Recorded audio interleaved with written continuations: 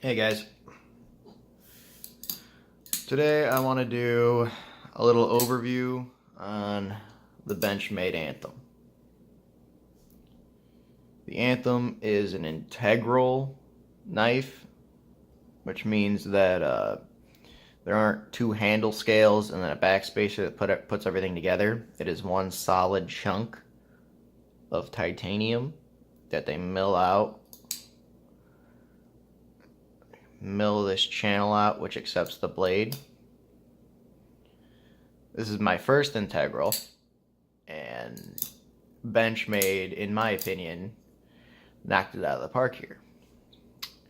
The one real issue I had with this knife, well, I got a couple issues, but the one blatant issue was the pocket clip that came with the knife. This is not a stock pocket clip. The one that came with it matched the handle scales. They were both the chevron pattern, except for this one was like double chevron, and it didn't contact the frame at all, so the retention was not there. I wear scrubs Monday through Friday, and if you don't know, scrubs are pretty thin material, so without it contacting the frame, it didn't have very good retention, so I was worried about carrying the knife. So I picked up the MXG gear clip for it, and now it's great. Works well. The action on this knife is awesome. Very free.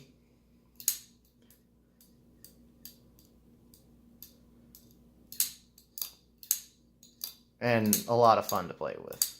I do enjoy the noises. The noises this thing makes is awesome. Even when you pull it out of the pocket, just the sound of the clip hitting against the frame sounds cool.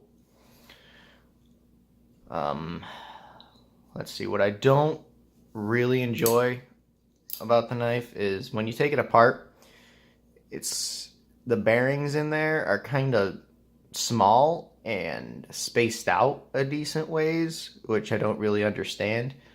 I wish there were bigger bearings, and I think they're caged in nylon. I don't know. I got this knife used, so second I got it, I took it apart and put some nano oil in there, so I could really gauge why or how everything's running in conjunction to everything else I own. I have nano oil in all my knives, so everybody's on an even playing field. Yeah, very free action, no blade play. Centering on mine is a hair off. It's a little closer to that scale, but it's not touching the frame or anything.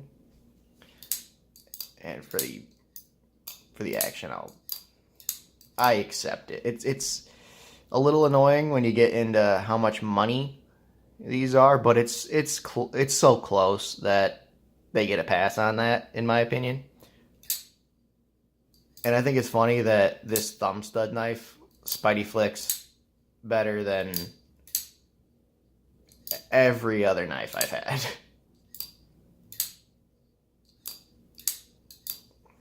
Now, let's see. I'm not 100% in love with the markings on the blade. I love a sterile blade.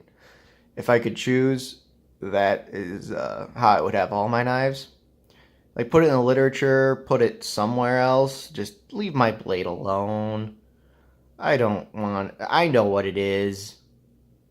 You don't gotta tell everybody else. That's one of the reasons why I love the Sebenza so much. Look at that blade. So sterile and beautiful. I mean, honestly, even the shear go off neon did it a lot better. Just the blade steel. I'd be happy with that as well. Not as happy as a sterile blade, but it's not bad. Mini tool kind of has a little bit. You know, the Maker's Mark doesn't bother me 100% as much on this, just because it's smaller. I feel like the Benchmade logo is just big, but that's nitpicky at this point. They also have the blade steel on there. I mean, at least you know what blade you're getting, but I don't know. I like a sterile blade. So, all right, 20 CV is a great blade steel. It's awesome. You can't knock it there. Full titanium handle. Can't knock it there. What I do wish is that it had a captive pivot, so you don't have to use two tools and do that counter screw bullshit, because that's a little irritating. It wouldn't have been too difficult to put a shelf there, I don't think, and just be able to unscrew the one side. But maybe future iterations will do that. I'm torn because Benchmade's really good about being ambidextrous. You know, you can same experience lefty and righty, which is why they have those holes on this side and this side. So you want to flop the clip, you're good. I just don't like the holes there.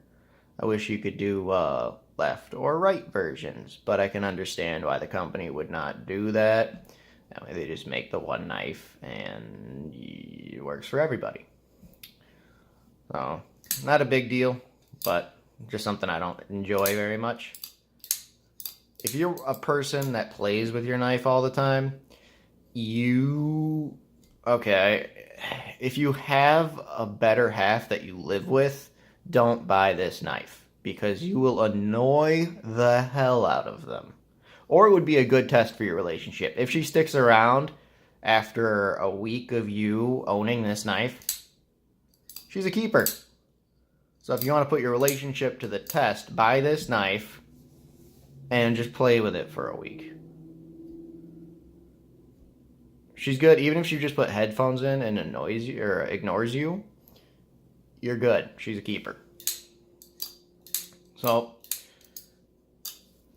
I really nitpicking. I don't really see much else I don't like about this knife. It's going to stay around in my collection, and that means a lot. I've been through a lot of knives. If one sticks around, it means it's the winner. And if I don't have to go through the whole I bought the knife, I sold the knife, I missed the knife, I want it back thing, then you know it's good. I've been through that a few times. Get a knife, I love the knife, I'm like, oh, I want to try something else. Sell the knife, miss the knife, buy it back. Usually those are the ones I keep forever, are the knives I buy back. I've only had this one, and this one, and this one. That the second I received it, I knew I was going to keep it forever. And these two are really the only ones I bought on my own that I knew I was going to keep forever. This one was a gift from my fiance, and that's why I'm going to keep it forever. I have a review on it as to why I wouldn't if it was something I bought, so you can look at that if you want. But, yeah, insta winner. Although, if you get into price, it's an expensive knife. $425, I think, is what they're going for. That's a lot of money. That is a lot of money. You're getting into customs almost. I mean, I know the Holt Spectre is really hard to get a hold of, but that's $500. And there's completely different knives. You know, this is a Axis Lock Integral. That's a custom CNC, but it's not mass produced like this is. It's a great knife. If you can get into that one, I'd pick that over this any day. If you can get this guy used and it's in good condition, I would do that. I picked this guy up for $280, and then I put the $23 I think clip on there. So I'm into this knife about $300, and for that, I definitely think it's worth it, and it's a keeper. Your mileage may vary. I think that you should, you definitely gotta get good pictures, or maybe handle one. Handle the knife you're gonna buy before you buy it, especially with Benchmade. They got some QC issues from time to time. But yeah, I had the guy take it. He took good pictures of this knife, and I trusted him, and it came out good. So yeah, for $300, I'm smitten with this knife. All right, that's what I got, guys. Have a good one.